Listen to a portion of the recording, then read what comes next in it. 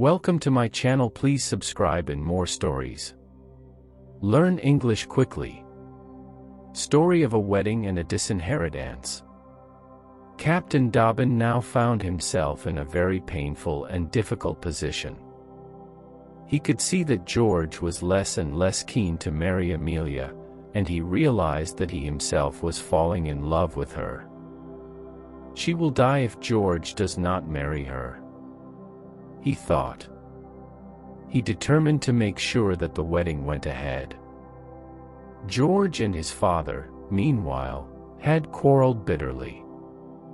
Mr. Osborne wanted his son to marry a rich girl. George, however, who had been influenced by Dobbin's account of Amelia's sufferings, promised to be true to his word.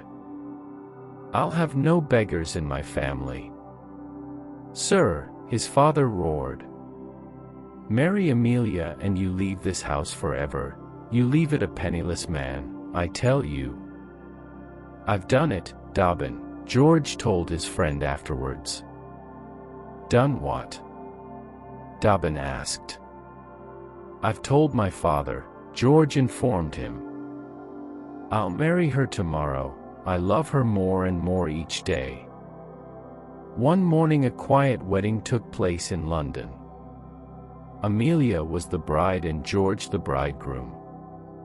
The best man was the faithful Dobbin. Jos Sedley was also in attendance, as was Mrs. Sedley. Mr. Sedley did not attend the ceremony. George and Amelia went to Brighton for their honeymoon. They were accompanied by Jos Sedley. Here they met up with Captain Crawley and his wife. Jos was now wearing military-style clothing in honor of the coming war, and George and Captain Crawley teased him about it. The two couples spent most of their time together. The gentlemen had their own amusements after dinner.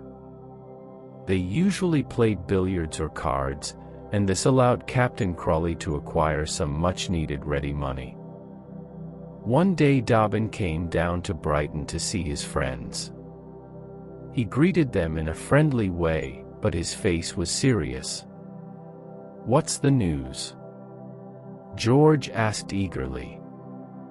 "What does my father say?"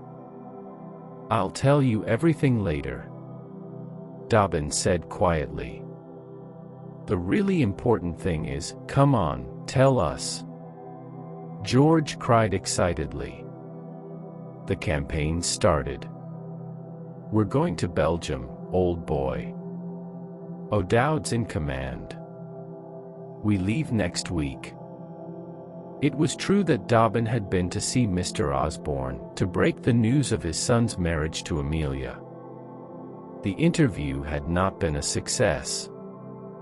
Mr. Osborne was furious at his son's disobedience, and furious with poor Dobbin as well for having encouraged the match.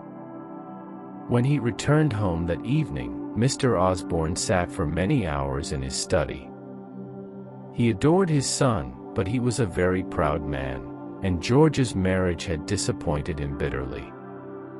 Mr. Osborne took down the family Bible, where the names of all his children were inscribed.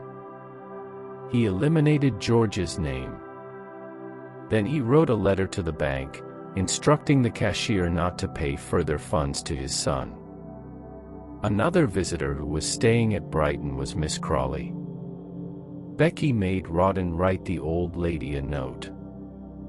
Then Becky took the note to Briggs and begged her to deliver it. Miss Crawley laughed when she read it.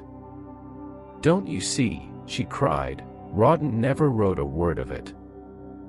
His letters are always about money, and they're full of spelling mistakes and bad grammar. It's that little governess of his who told him what to say." In her heart she felt sad and bitter. She knew that everyone wanted her dead, they wanted her money. "You may tell Captain Crawley," she informed Briggs, "that he can call on my lawyer in London. There will be something for him there." Rawdon and Becky were delighted at the news from Miss Crawley. They hurried as fast as they could to London. Rawdon then made his way to the lawyer's office. He looked gloomy when he joined Becky. "It's a rotten trick, Becky," he told her. "The old lady's only given me £20. The joke was too good for Becky to resist. She looked at Rawdon's serious face and burst out laughing. Thanks for watching story. Please subscribe our channel and more videos. Thank you.